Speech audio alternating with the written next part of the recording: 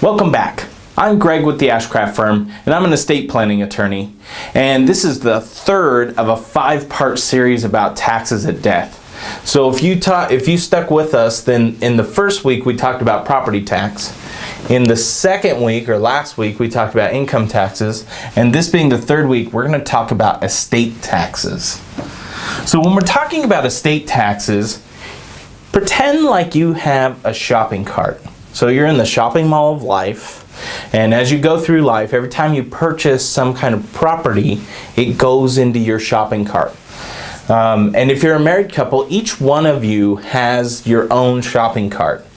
So if you buy a piece of real property, that piece of real property, that house or unimproved land, goes into your shopping cart. If you're a married couple, since we're here in California and it's community property state, half of that house, this is half a house, I promise that's a house, and that doesn't look like it. Half of that house goes into this shopping cart, and half of the house goes into your spouse's shopping cart. So, as you go through life, your shopping cart fills up, and you pass away. When you pass away, you go to the great cash register in the sky, and out pops Uncle Sam, and he says, I want my cut. Okay, so let's step back. You know that Uncle Sam wants his cut. What actually is his cut? So in the year 2000, his cut was 55%. Now I know what you're thinking. 55% of everything I own when I pass away goes to Uncle Sam? Hold on. You actually have a coupon. You're a responsible shopper. You have a death tax or an estate tax coupon. So in the year 2000, that coupon was $675,000. Okay? So you could say, Uncle Sam, if I don't have anything over $675,000, then you don't get anything. But as soon as it goes over, 55% of that is taxed, is taken out as tax.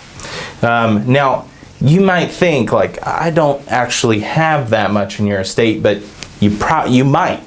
If you have a life insurance, that's calculated in this. So let's say you have $1 million policy because you have 4 kids, and you're crazy like me and have 4 kids. Then that policy actually goes into the calculation here. Okay, so now you're thinking, okay, it might actually be easier than I had initially thought to hit that $675,000. Now, in between the year 2000 and 2013, there were a lot of political pressures that moved that coupon amount up and down, okay? And then in the year 2013, I don't know if you remember all that talk about the fiscal cliff. We didn't think Congress was going to get their act together, but in the last second, it was like the last day on the 11th hour, they came to a conclusion. And with estate taxes or death taxes, they said, okay, we're going to set that coupon amount at $5 million. All right, and it's indexed for inflation.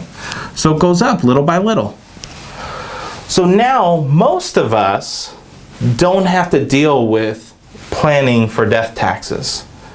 So that shifts some of the focus away from estate taxes if we're under that $500 million amount. And then further, if it's above that, it's now taxed at 40% instead of 55%. So we used to place, when we were doing estate planning, we used to place all of our emphasis on estate taxes. And now that's become a little less important to plan for, which means that other things are becoming more important to plan for. And we're going to be talking about that in the coming weeks.